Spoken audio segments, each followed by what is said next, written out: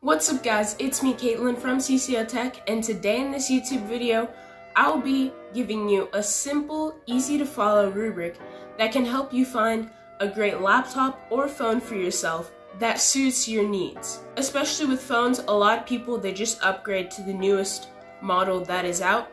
But if you want to change things up and just find something that is better than what you have but not the same brand or just not the same, then this could really help you branch out, especially with phones, just because a lot of people stick with one brand, but this can help you find a phone that has the specs you're looking for, but maybe appear differently.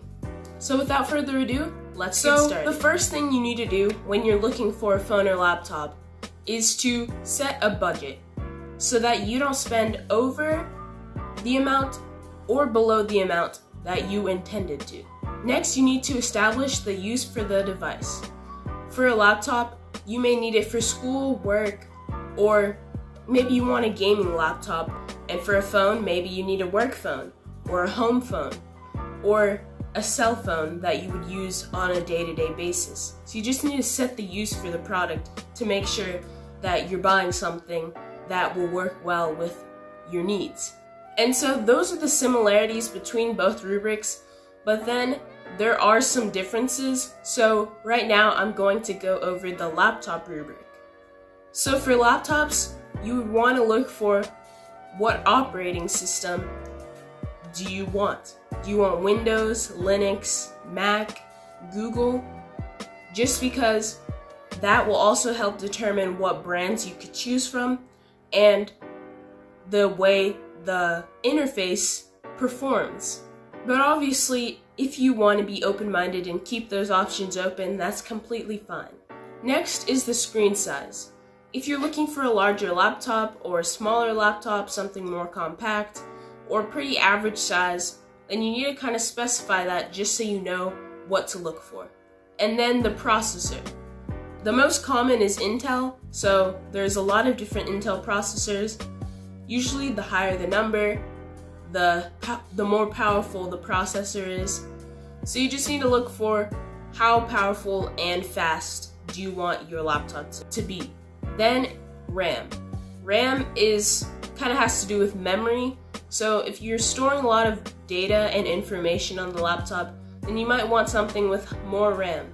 And if it's kind of just a laptop for maybe a kid or just someone who just does basic things on it, then maybe you don't really need that much RAM on it. And then internal storage and hard drive, just so you know how the internal storage will be stored. And then just some extra specs that you might want are maybe a CD or DVD drive, which a lot of laptops, newer laptops, don't really have that just because that would add some bulk to them. So usually those come in extensions, but if possible, you may be able to find one out there with that drive. And then maybe you want something with an SD card slot so that you can put in some SD cards that you may have into the laptop. And then how many USB ports do you want? HDMI port, and just all those ports that would be to do internal and external things on. That's definitely something to look out for. So those are really the main things that I would look for in a laptop. There's obviously other things that may or may not be very important to you, like the color, the brand specifically, not just the operating system, and other things like that. But personally, that's just what I look for when I see a laptop. Next, we're gonna go over the phone rubric. So for the phone, first off, the brand. Some people don't really care about brands, but usually it's either Apple or Android. Maybe you want to try something new, so you go for the other operating system, but try to narrow it down just to something. Next, the size. So the size can really be in a range because there's no set size that you may want your phone to be.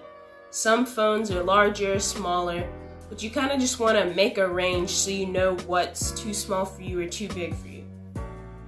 Then release date. just so you know you're not getting an outdated phone and just something that may be newer. So for that, you could also kind of range it, how many years ago the phone came out, or just how many months, or just how new is it. And then sensors and readers, which are really just like fingerprint sensor, facial recognition, just those features. Definitely something to look for in a phone, especially nowadays where that's very common. RAM, which is memory, and I feel like RAM is more important on laptops, but it also is important on phones, especially with different apps that you have. They store memory and use memory on your phone. So if you're gonna plan to use your phone for work or as an everyday use thing, but you use your phone for a lot of things, then I would recommend trying to find something with higher RAM. And then again, internal storage.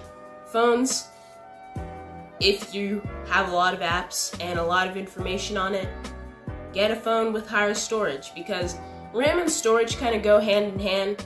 If you have a lot of applications, then you would want something with higher RAM and high storage, just because with more storage that's being used, more RAM will also be used. And then fast or wireless charging, because charging is an important thing on a phone, especially because you're going to be using it throughout the day, and you don't want a phone with a bad battery and slow charging, because that'll make things very hard when you're trying to get things done quickly without being plugged up to a charger the whole day. And then camera isn't really important to everyone, but I feel like you should look for a phone with a nice camera just to see how many lenses it has or how many megapixels each camera lens goes up to, because you don't want a bad camera. Even if you don't really necessarily care about cameras, a bad camera isn't gonna be nice with pictures that you may take. And so really, both rubrics are very similar, there's just some slight differences. And overall, I feel like these rubrics are something that a lot of people would look for in a laptop or phone, and hopefully these could help you one day in the future. I'll definitely link the rubrics in the description so you can go click them and save them to your desktop or whatever you have, just so maybe you can refer to them if you're looking for a new laptop or phone. But thank you guys so much for watching, and I hope you enjoyed this video. And if you did, give it a big thumbs up and hit the subscribe button if you haven't already. And I'll see you in the next one. Peace.